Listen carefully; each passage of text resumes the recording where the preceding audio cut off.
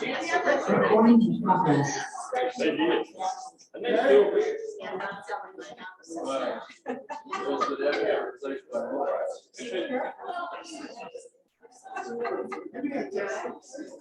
they still do.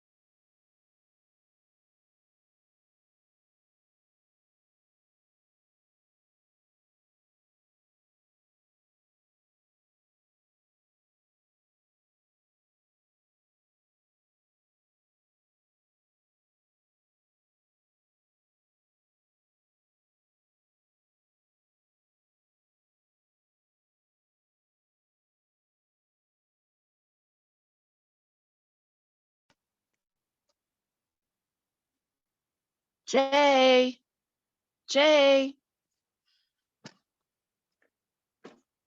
Jay.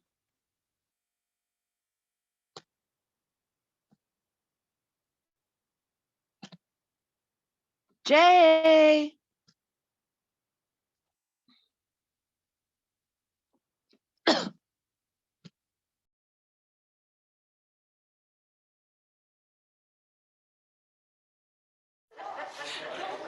Can you hear now?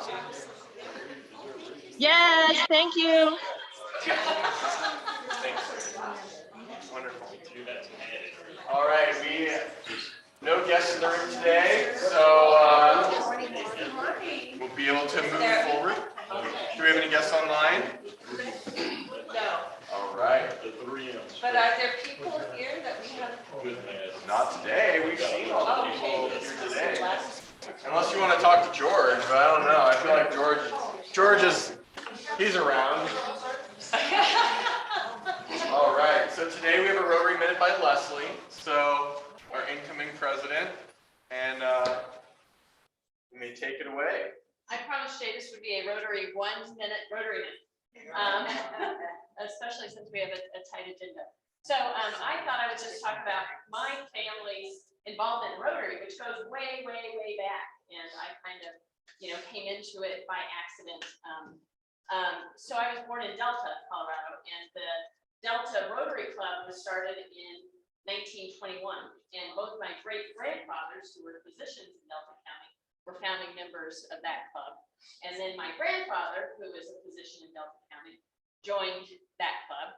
And then my father, who was a physician in Delta County, was also part of Rotary.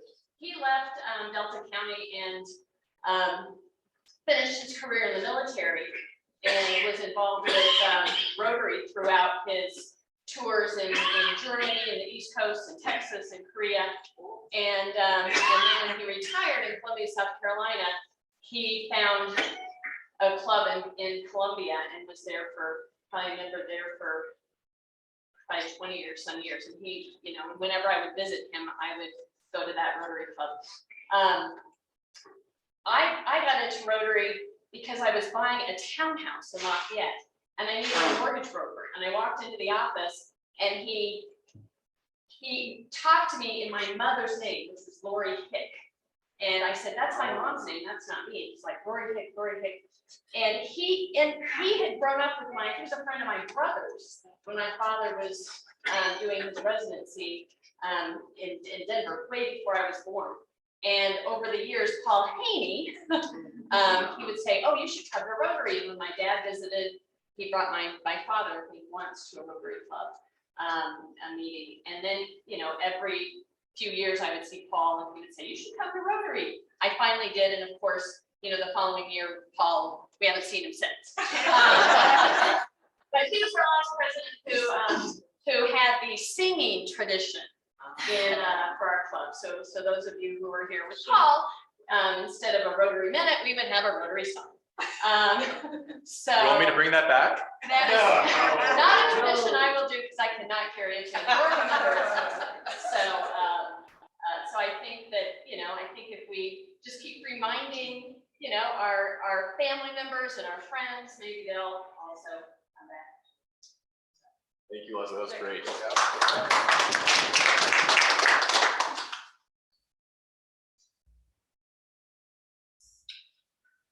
You highlight the slide deck on the screen first, the mouse. Oh. No touch screen. Oh, sorry.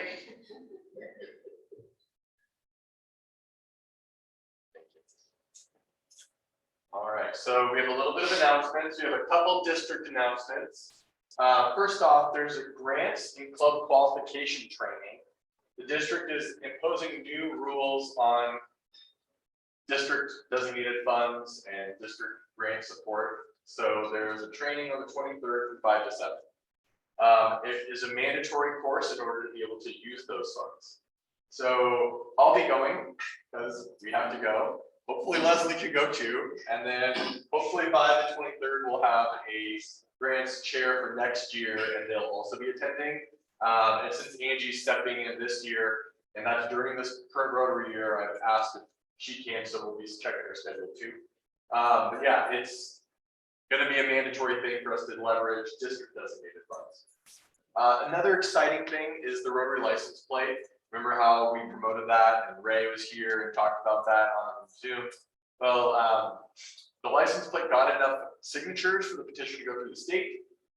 Now the state's reviewing it to make sure that there's nothing nefarious and horrible about it that you could possibly misinterpret it, you know. So that all being said, we're probably going to have a Rotary license plate available in the state of Colorado if you do so want to sign up for one. No idea yet on how much that'll cost, so for club announcements, we still have a sign-up sheet over here, and I've got a pen in the orange back there. I can grab in a moment. Peaches are getting closer, just giving an extra plug for Bob, so everyone's got that in their mind. And just really quick, wanted to mention that at this month's board meeting, we did vote for the installation dinner cost for you and a guest to be inclusive of your membership because we haven't had food this year during club meetings. So that's, you know, we didn't end up getting to a point where we were paying for food. So we'll include that also within your dues. Those are our club announcements for today. We do Happy Bucks now. So everyone's got a cup at their table. Yeah, Bill. I was just going to say the Ryla interviews have been going on this week.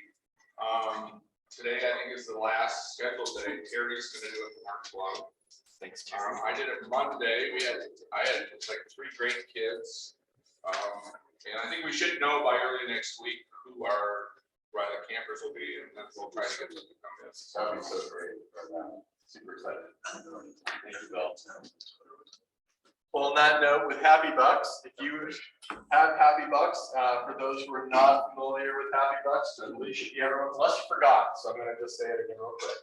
This is a time where you can put a little bit of cash in the cup there to say what you're thankful for, and then the club uses that towards things such as the Marshall Fire, other community needs. And then we've got some lottery tickets. If you want to purchase a lottery ticket. Too late, just pull a winner. Okay.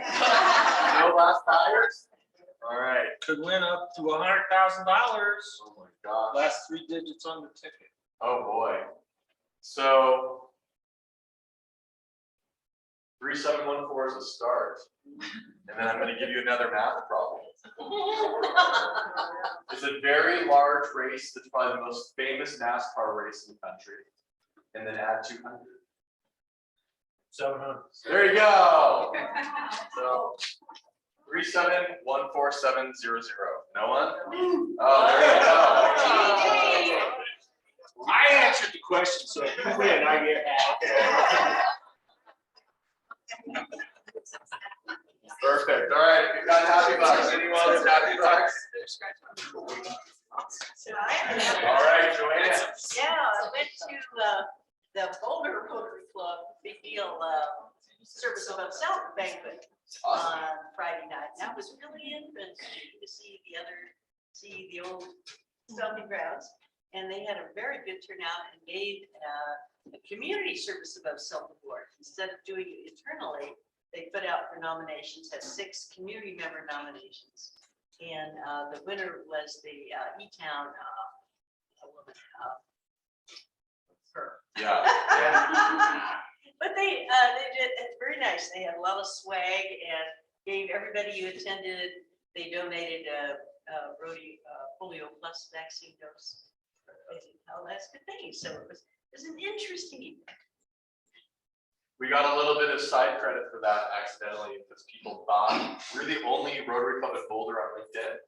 So people have been tagging us as the people that did that award. To notify them that we are not that club, but we definitely like E-Town. So. Yeah, E-Town. Helen Forrester. That's There it. you go, Thank Helen. you. That's it. Helen Forrester. Any other Happy Bucks? There you go, Dave. A continuation of last week, we're 2 weeks closer to taking our house possession. So Ooh. let's count that. George, I saw the wallet out. Oh yeah, I got 2 Happy Bucks. And one is that I was gone a couple of weeks ago to Ann Arbor for my daughter's graduation at the University of Michigan. Big deal.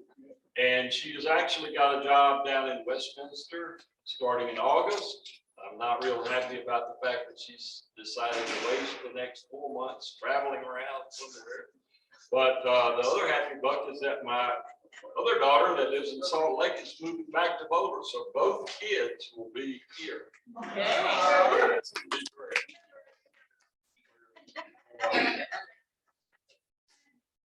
I got a Happy Buck. My son should be back from visiting concerts and traveling around festivals on the East Coast, and he'll take possession of his dog. I'll get to clean up the hairy mess that he's left behind. Bill, ask what kind of dog, Joe? He's a mutt. He's part Great Pyrenees, part I don't know, 100% dog. I thought the Great Pyrenees were like a big mop, and they dust mopped her house. He's only part Great Pyrenees, so he sheds his mop everywhere. Great. This is just a relief dollar so far. My daughter and her family all have COVID this week. Oh. And we haven't been around them for a month, so we haven't been exposed to anything. But one of our little girls is one that has a lung transplant. And so we've been protecting her. Here we've gone over 2 years and she hasn't got it. But she's the one that got it from her autism therapy and brought it to the family. But so far, the little girl is doing okay, and we are so happy with her little lungs. So it's a relief. Had it done. No. but it's pins and needles, let me tell you, because it could go her like that. And she has no, the Houston surgeon who put the lungs in would lower her rejection medicine. Steroids. She's on a lot of steroids, so they cut her steroids off in an effort to have the body produce antibodies. So there's a lot of issues with this. So far, so good. Good. So far, so good. Already a fighter, so. Yeah. Katie. Well, I have Omicron, guys, and I'll tell you one thing, it wasn't fun. And I was re-shot by the time I got it, and I thought it was terrible. I'm also grateful, yesterday, we own a property on 47th Street. And the transformer sparked. And we had, if we had wind, there is assured that most of the houses on 47th Street will have gone because it burned, the transformer burned for over an hour and the pole and everything. And, took out lots of grass and, it was really, really scary. The flames shot 20 feet into me. And, so I am grateful that nobody got hurt, that there wasn't wind. The property, all that stuff can all be replaced. It's just stuff, but the lives, I have tenants out there and nobody got hurt, and I'm just really, really grateful. Yeah, it was, to say the least, a rather exciting day. Yeah. And especially after our speaker last week. Oh, yeah. Have that and then have it happen. Yeah. Yeah, you just go, oh my gosh. If we have the news that we have this week, one day, just, how it is, it's strong. Yes. So. It stays. Yes. Okay, two things. We've just been in Carlisle, Pennsylvania for 2 months. And my daughter's done this wonderful thing. They're doing an evening of reflection and prayer vigil for Ukraine. It's incredible. There's a whole series of things people are doing in the churches that all over. So I thought that was wonderful. The other thing is there's a sweet woman, a homeless woman in our church, and I talked to her, and she's from Mississippi, just a wonderful woman. She said she's had a very bad past. She has been living in a homeless shelter. Praise the Lord. She just got into an apartment. So we've been collecting things. She's just a sweet, wonderful woman. I love redemption. I just, it's a good story. Anyone else in the room? One quick happy daughter, I have a 3-day weekend, so Lydia, my daughter, we're driving to Grand Junction to visit grandparents and family, so. Nice. And I just had a wonderful Mother's Day weekend with my 2 sons. Mariah's still in LA, but the boys, they're in their 30s, ran the Spartan race up in Big Fork, Montana. So that's where we were for the last week. And tomorrow I leave for a beach house with 8 other women my age. So we're gonna have fun. And 2 of them are my sisters and 2 of them are my cousins. So it'll be fun. Well, thank you, everyone. That was really great. A lot of happiness going on right now. Not too many grumpy bugs, which is great. Maybe it's the weather, right? Well, we're on to our speaker. Sorry if that photo's on your face. It's the one that you have on LinkedIn, so I stole it. But Bill, would you like to come and introduce our speaker? Sure. Thank you. So it's my pleasure to introduce our speaker today. DeAndre Willis was named the CU Architect and Director of Planning in August of 2021 and is responsible for the planning and design of all capital improvement projects at CU Boulder and ensuring the overall form, function, and feel of the campus. She's the first woman named to that position and the 5th overall. Before that, DeAndre had a consulting firm in Washington, D.C. and also worked for 22 years with HGA Architects in Milwaukee and Alexandria, Virginia. She got her undergraduate degree from Dartmouth and her master's degree in architecture from the University of Illinois at Chicago. So welcome, Bianca.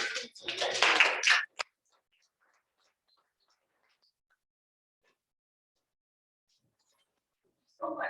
It's really a pleasure to be here and meet everyone. And, I'm gonna put this down.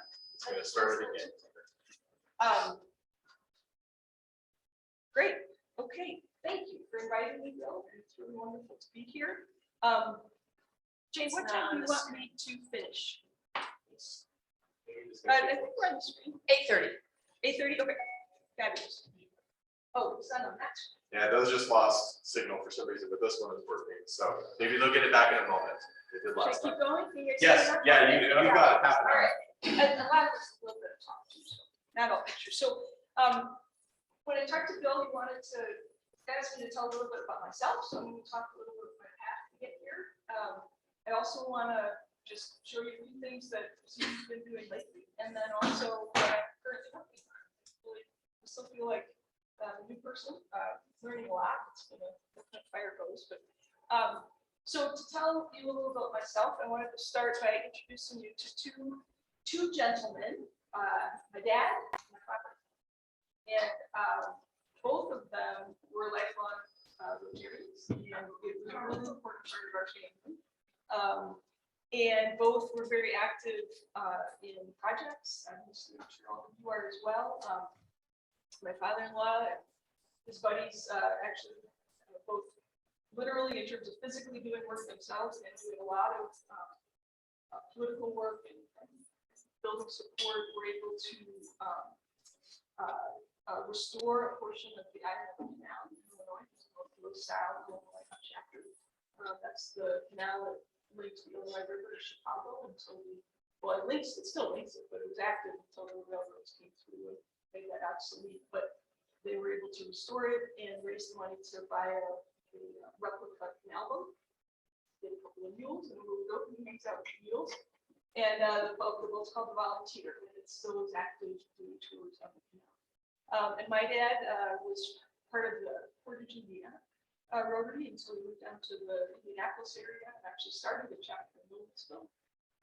His last project was working with the Rotary to create an arboretum in the park, and we really so, and they're both no longer with us, but they really, it's meant a lot to me to that connection to Rotary, so I'm going to share that.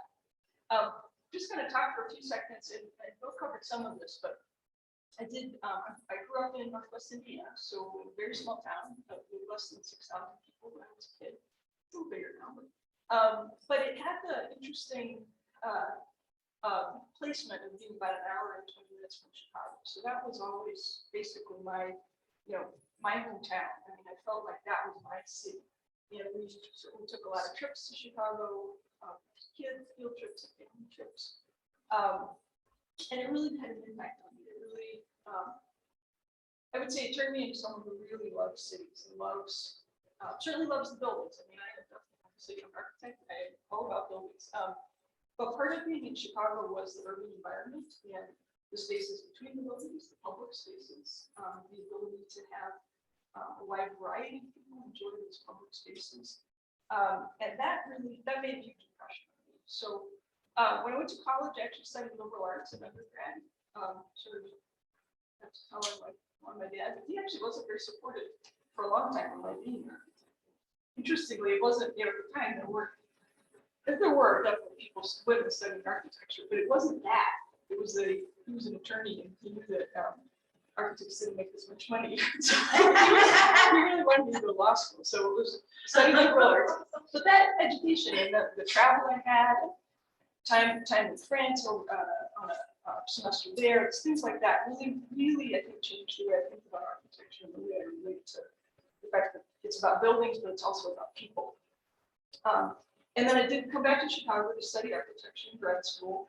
I did a lot of visual art along the way. And then when I started studying architecture, being in Chicago was fantastic. UIC had a number of practicing architects and one faculty, actually 10 faculty. And it was a great way to learn both the theory of design and thinking about architecture, but also the practical nature. It was also a great sort of conduit to get a job, which I did. Worked for 3 different professors. And that was kind of the 8 or 10 years in Chicago, where kind of my baby architect years. I got licensed, I got a lot of experience, did all facets of projects. The firm I was with for a good chunk of that time was kind of a 30-member design firm. Very, very, very talented, very well known, and did a lot of high-end homes. And that was, for a firm that size, that often is a good bread and butter kind of project. So homes for people that have a lot of money to spend. I learned a ton. I got to do everything on those projects from start to finish. But then I got assigned to work on a middle school. And when that school opened, it was really a transformation, kind of an aha moment for me, because here were these children, their parents, teachers, just flooding into this place with the grand opening. And it was just different than when one of the homes finished.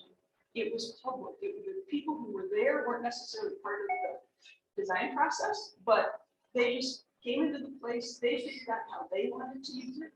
I could learn something seeing them use it, and it was really that made me realize I wanted to be public, or things that were publicly accessible, things that benefited the community. That I'm going to actually, I think I'm going to shift at this point to talk a little bit about that path and kind of practice, kind of share a few things. From that moment, I really started to focus on how do I get there, right? And started taking steps towards working in higher education, working in for communities, particularly for nonprofits, so the mission-oriented nonprofits, and a lot of work in finding performing arts, so museums, performing arts centers, things like that. So I'm just going to show you briefly a couple of things. Oh, that one's on now, so that's good. So I'm going to show you sort of small, medium, large. So this is a little group of small in terms of maybe even baby small, micro. The right-hand side is a music performance outdoor space that is for a nonprofit that manages programming in City Park in Milwaukee.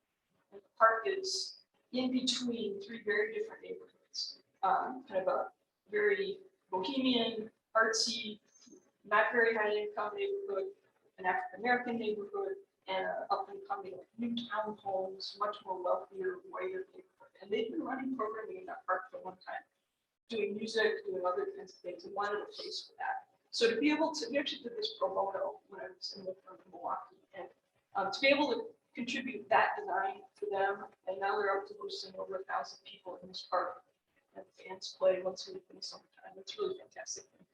You see the skyline from Milwaukee from there. The upper left is actually let me do the lower left first. That's a performance space within a radio station, also in Milwaukee. This was a radio station that's a nonprofit, a little bit like E-Town in a sense, not with the national profile. Maybe you should take the app. But they kind of have a dual mission to support Milwaukee music, both the artists and the music scene, and then to tell Milwaukee stories, or stories of people in the city. And they really wanted to move to get a small performance space so that they could do that kind of daytime concert, 30-minute, 3-song interview kind of thing, and broadcast that to promote concerts that were going to happen that evening. So all their studios are upstairs and that sort of thing, but just seeing that and being able to be there and participate after it's open, I thought was just, it's very satisfying to me. The top one is at Washington College, which is a small liberal arts college on the Eastern Shore, Maryland. And that's a boathouse for rowing and sailing, so it supports the teams. But that porch looking out on the river was also something that's considered to be the front porch for the whole college community. So creating a new campus for them on the water, a place where you can certainly come and have your activity, be supported in that, be successful in that, but also a place you can just show up and sit in an panoramic chair on the porch and look or study or whatever you want to do. So I'm going to show you medium size. Oops, too fast there. This is a boathouse that also for rowing at beaches is a common theme in my career because I've also been doing that my whole life. This is at Cornell University in Ithaca, New York. And the reason I wanted to show this is the picture on the right. Basically, you're seeing buildings that existed before my team came and did our work. And that's one of the things I really enjoy doing is coming to an existing building and figuring out how do you keep the history, how do you keep what people remember, and then how do you make it new for the people who are using it today and tomorrow. So we did a full, really extensive renovation and small expansion, you can see it from the water side. And the grand opening was coincided with reunion time, and the 50th reunion crew that was there. They were all in, because it wasn't really growing at that time when they were in college, but they had been there when the old building had been built, and they grown up. And to see them, a lot of them had their grandkids along, to see them walking around and remembering the activities they had and telling their families about them. But yet the teams that are there now really excel, be supported. That's just, to me, that's just a wonderful win all around. And then I'm going to go to FIG. This is a pretty recent project. It's a performing arts center in Tysons, Virginia, which is a suburb of DC. It's kind of a crazy suburban place, but they do have metro stops right into DC. It's becoming kind of urban in its own really different way. And so this is a performing arts center that actually was built by Capital One Bank. It's an auditorium for the business meetings, but they also are creating what they call the live, work, play neighborhood for the people that they want to work for them. They want to compete for all the same young people coming out of school that Google wants and everybody else is looking for. So we worked with them to build this. It's the white shape in the front. It's actually it's the craziest performing arts center, frankly, I've ever worked in, because the ground floor is all high-end restaurants, and then you come in and to go to a show, you come in, you go to the second level, there's a grand foyer, big performing arts hall, big performance hall, little black box in the back. And then inside you can wind around. There we go. You can wind around, and on top, there's a park, a public park. Called the Perch, with beer gardens and bocce courts and another little performance space, and it just it's the first time we ever had to try to figure out how to acoustically separate bocce from music. Yeah, it really is. It's pretty special, and it was a lot of fun to work on. So the right is the entrance to go into the hall, and then here's the hall itself inside the big hall. Yeah, so it's about a 1,600 seat hall. Set up for spoken word, for recorded, for amplified music, as well as acoustic music. And the local symphony plays there and others. And the right is the foyer. So it's not the biggest thing I've worked on, but it's something recent that is of that scale. And again, of course, your community can come together, but then it's acoustically, it's an amazing place to perform. I got to go see Josh Groban there for the opening weekend. He tore out his earpieces and shut off the microphones and did an acoustic acapella song at the end, and it was pretty cool. But I also wanted to tell you about something else that's pretty special to me. This is a project I did with a partner of mine named Peter Cook for Monticello, for Thomas Jefferson's Monticello. Has anybody been to Monticello? It's a really special place. If you're ever able to get to Charlottesville, I really recommend it. We did two things. One was working to enhance a African American burial ground that's on the site. But I wanted to tell you about this one, where we designed a memorial to the people who were enslaved during Jefferson's time there. And what I wanted to show you this picture. Working, but you can see the home to the upper left, and then you see a planted area that's kind of long linear shape in the kind of center right, this right of center in the middle. And that's the 1,000-foot-long kitchen garden. And that was dug out of the slope by enslaved people over the course of something like 8 years to dig the uphill side out, move it to the downhill side, and build a retaining wall out of stone to hold that, level that garden with that 1,000 feet. And that garden, Jefferson talks about doing the gardening himself, which we know he did some, I'm sure. But the gardening happened by the enslaved people at the plantation. And he kept meticulous records about what was planted, when it was planted, what was harvested, how much, how did the crop do, what did they do differently year to year. They're incredible records, and he wrote everything down. And the site that we had for You're on my screen if you. Oh, there it is, got it. I see, I would wonder if you see my big fat cursor. That's what I use because I use my cursor all the time. So the site is right at the end of the garden. And our job was, what we were asked to do is obviously make a memorial, but also to use the names of the people. One of the other things he wrote down, and this was also unusual, the names of the people who were enslaved. A lot of them even had their last names written down, which is really unusual. And it helped Monticello create a community of the descendants of these people. So, and it's a really robust group. We work very closely with them, actually, both projects. I'll show you a little bit about this. We wanted to make this a place that could be very contemplative. That's another thing that we call it, is the contemplative site. A place where people can come. Monticello's doing a really good job of telling the full story of Jefferson, the essential dilemma of being a man who found, wrote the words that we really refer to about the rights of all people, all men. And yet, and that is a really hard thing to solve. But they're really talking about it. So they wanted a place people could come and think about that, and kind of, because they've noticed that when people go on a slavery tour there, they're gutted by the end. It's really hard to absorb that.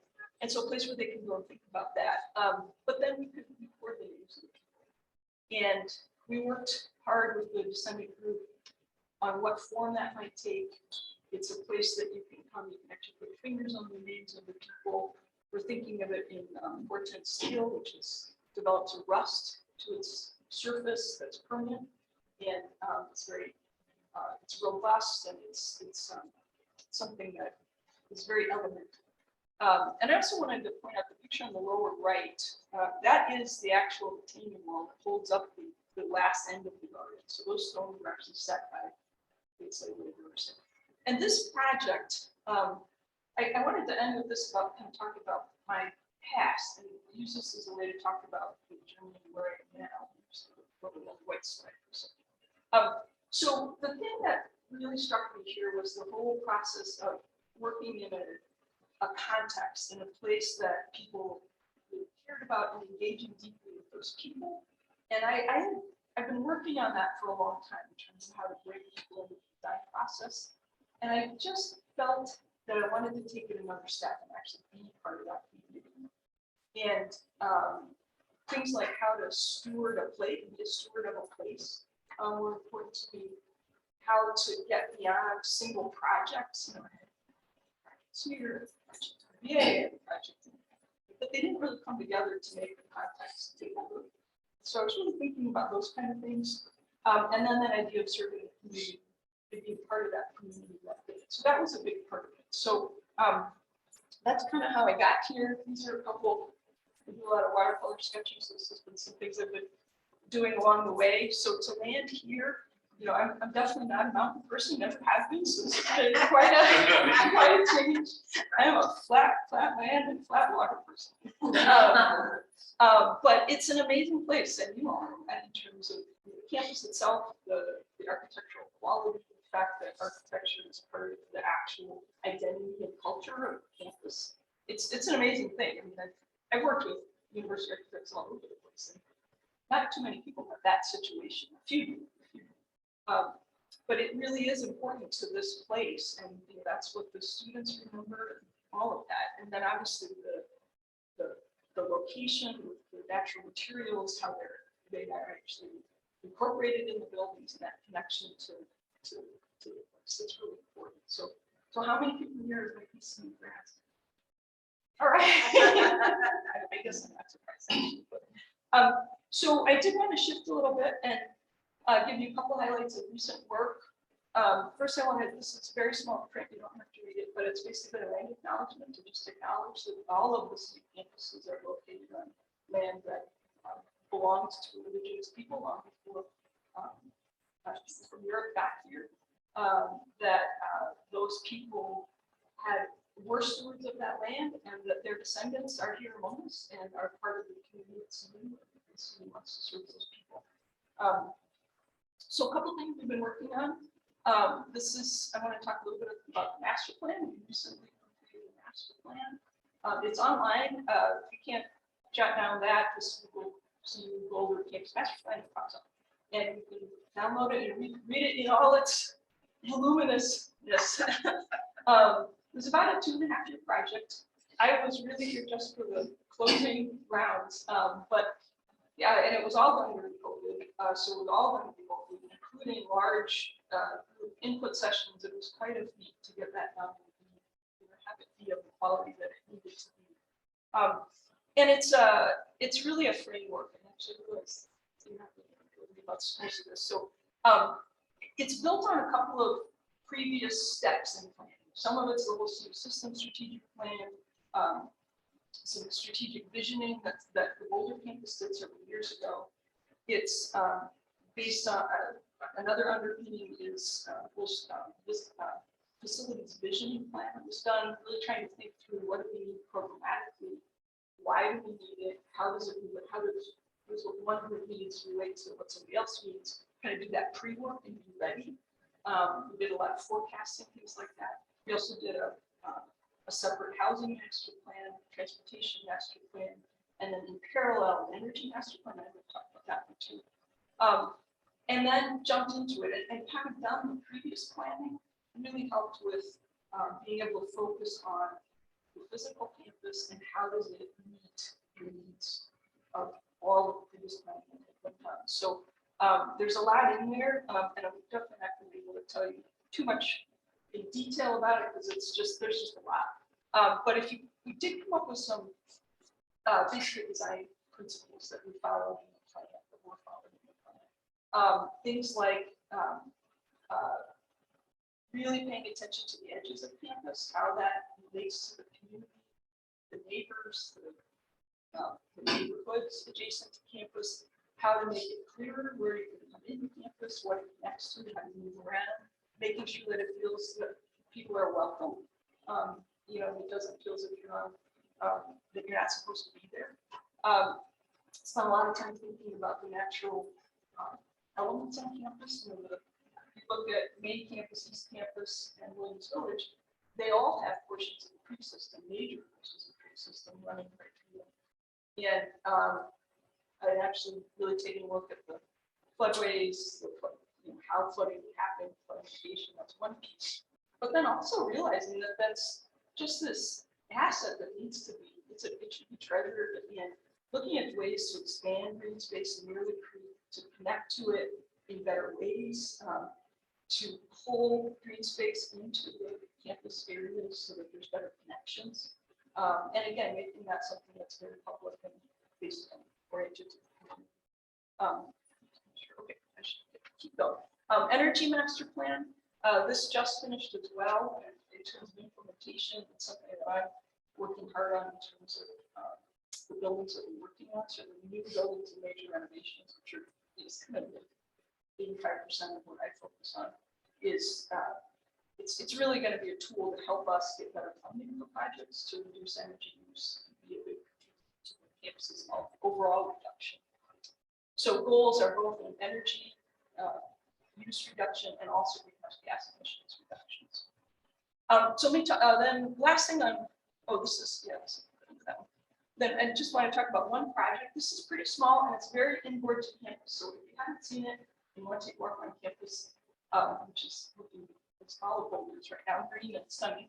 But the Ostandi building opened last fall, and it's both a literal connection between engineering and business, but it's also creating that, it's creating the intention for those two groups to interact more, collaborate more. So the bridge crosses over, it crosses between engineering center and municipal business, and creates, you can still walk through underneath, but it creates some beautiful public spaces, nice cafe in there, you can get coffee from Gravity, and workrooms, glass enclosed workrooms that people can sit in and collaborate, a lot of study spaces. Those are the kinds of things we're trying to make more of. And then let me talk about what I'm working on now. This is the Helms building, and who might have taken class in the Helms building? Yeah, well, you are in the minority because we estimate that about 85% of students take a class in the Helms building and over 50% of freshmen. So when you think about it, it makes a huge impact on people's understanding of what is academics in college, right? What is it in college? How do you be a student? How do you learn? How do you interact?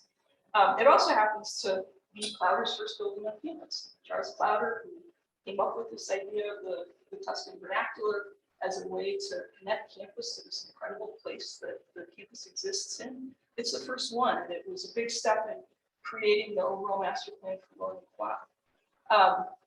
It's an amazing historical building in terms of the design, and it also happens to be Clowder's last building on campus. So if you can see that diagram, the bar across the top, 1922, 100 years old, and the two wings were added in the late 30s.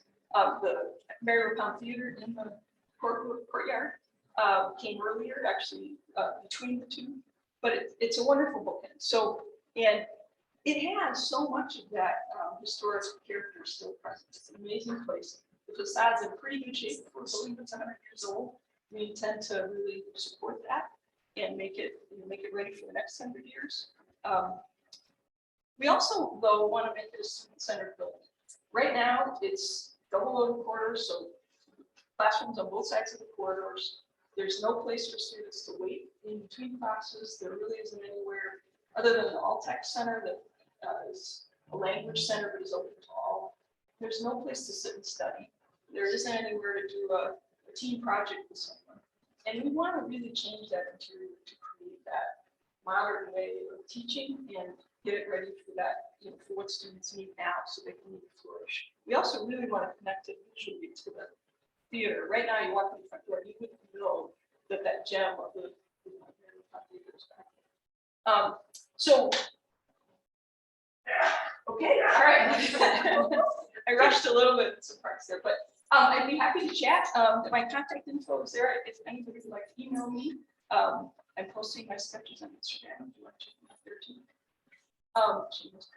But questions?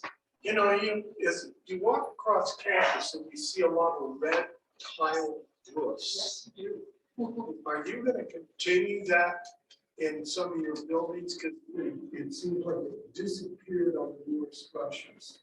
Not wondering why that happened. Well, it's that's a great question. It is, if you look at it, well, you're going to look at an aerial. If you're even on a walk up in the mesa, you look at it, you can see the red, right? It's most prevalent on main campus, particularly the historic core, which I think of as basically the west half of campus. But it does continue all the way to the east end of main campus with, engineering center, even though that's a 60s concrete roofless building. It has red tile roofs. It's C4C, one of the recent projects over there, that has the red tile roofs. And where you don't, we have made a shift in East Campus where there's some,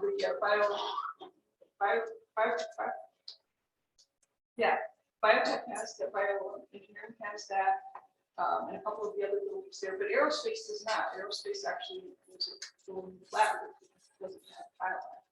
I feel pretty strongly that we'll keep doing tile on main campus. I don't see us changing that, but other kinds of other areas, Williams Village, East Campus, north of Boulder Creek, in terms of housing, I would see that as a little less necessary. We may still do it. It just seems like it's a rubber stamp, and you see those isolated campuses that aren't connected and disconnected because they don't have. I think, and one of the things I want to be really careful about is diluting the way I hate using brand when you think about architecture, but that is what we're talking about here, right? Diluting that. And if you look, I walk around Boulder, not just the campus, but all of town. And I do see a lot of places where people try to use other materials to mimic the stone and the tile, and it goes pink really fast, and the stone holds that ruddy, like orange, yellows in it, and it does have pink in it, obviously, and the same with the tile. If you do it in the actual tile, you keep that nice orange, really red color. So I don't know. I have an open mind about that to some extent. In terms of does everything need to be tile roof, but I want to make sure that the buildings we do, particularly in the historic board on the campus, support it being a full expression, and saying that very well, but the art contextual. So in the master plan, is there a maximum number of students? And then the second part of my question is, what is the South Boulder campus designed for? I knew you. I'm ready. Bring it up. So let me take those one second. The master plan itself is modeled around something like a 1% growth annually. It's pretty, and the master plan really is about the next 20 years, the next 30 years maybe. It doesn't go further than that. That's a topic that there's a whole nother study going right now. They're starting up right now about enrollment. And a lot of it is what's happening. There was a big dive in Colorado enrollments in the last couple of years. It's thinking those things through and trying to figure that out, trying to balance size of the campus with the ability to serve students and be open and accessible to people who, particularly Coloradans who want that education. The Cedar South piece, where that stands right now, it's really mostly in the city's hands at this point. They're working on their permitting, the design for permitting for the flood control structures. I think there was some articles in the last couple of weeks where they're just getting to their 30% design milestone where they can start the application processes for those. Arguing anything down there is depending on that being successful. And I think that in terms of getting those permits and moving ahead, and obviously that's a big piece of the benefit that we hope that the projects there could bring to the community. Obviously there's the referendum in the fall. I'm enthusiastic about being able to plan for the things in terms of housing and things that we really hope can be a positive. But if it doesn't go that way, if the permitting doesn't get approved, if the referendum doesn't happen, we're still here. So we're not planning, we're not doing planning right now. Just kind of waiting to see what happens through the rest of this year. My son went to Dartmouth also. Oh, which is excellent. A land grant. And that meant right at the Native Americans got a free education. It was, I don't think it was technically a land grant because it was older than that, but it does have it had a commitment to education. So see you like that too or not? That's really really, true to that. that was a wonderful thing. He brought a young woman home for Thanksgiving one day. Blonde hair, curly. And he said she's a Native American. He said, "You kidding me?" She had grown up in a reservation. Her mother was Irish, her father was Indian. And it just was I never heard that before. So Yeah, it is amazing. And in fact, when I was at Dartmouth, Native American Studies had kind of, there's been a time when Dartmouth we did not serve Native American, but that's, it's up on up on the top of the library. There's a little picture that includes a Native American person with the Indian Webster Fund of College. But there was a long time where that wasn't really being done. But it was rejuvenated, and it was really wonderful. And it brought a lot of kind of attention to the fact that those are communities who are still living. They're not. It's Good catch. almost want to get kicked out. Sacred route. I noticed it didn't ring when it felt like that. I was just curious from start to finish, like the Helms building you're designing right now, right? So from the time that you start that process to when it's completed, how long Yeah. is the time? It takes a while. We've been working on programming, which is the stage of basically setting what do you want the building to do for about, let's say, 6 months actually. And now we're just getting going to design. That process generally all together takes 18, 20 months, something like that. So, and then this project is going to take about 2 years to construct. So we're talking about. I just want to say my brother works in that building. Oh, well, we have a plan for that. We got a plan for that. One last question. Do you design just the facade or do you do all the electrical, the plumbing, the air conditioning? Yeah. Do you do all the internal circuit? Well, the campus itself has an amazing team. I have a team of 8 planners who are architects and certified planners. There's also an engineering team, which is parallel to my team that has all of the engineering disciplines. But we hire consulting teams to do a project like ours. We do some design for small projects and repairs and things like that in-house, but we'll hire consultants for that. So we've got a great team with some local firms and a great national firm as well for Howlands and others. So my job is to basically be the client in that sense for both inside and outside. Oh, Yeah. Thank you so much. Before you head out, we have a token of appreciation for coming to us today. It is the whole world. It sounds like you've been around quite a bit of it, and you're making an impact on all of it. So hopefully that reminds you of us. Thanks, Jay. Really appreciate having you here. I'll make a quick announcement. No, okay, go ahead. Please, I'd be in big trouble if I forgot, and I have forgotten. This is Boulder Buck Festival week, and the performances are Thursday, Friday, Saturday, and Sunday nights over here at the church at Maple, Pine and Broadway. And it's Bach instrumental. I don't think there's any singing in this one. But anyway, they're from all over the country and the world. We have a girl from Korea staying with us this week, and she's a violinist. So it's boulderbach.org. Is it only original Bach, or is it all the Bachs, or does it include PDQ Bach? No PDQ. And there are a couple of other, I heard them practicing Shostakovich earlier. So there's a few non-Bach, but mostly it's the Bach. It's Bach-ish. Yes. And so if my wife is the president of the Bach Festival, then I would have been in big trouble with that. Give me an idea for an event. We could have a Bacchanal. Yeah. But then really it's going to be Bacchus. Right? All right. Well, thank you for announcing that. You're off the hook, Rusty. And it's all on the internet now. It's proof. With that, any other quick announcements before we run out?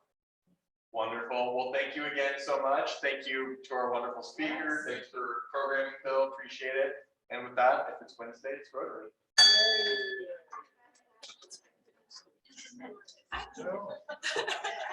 Tumble around right out, you know.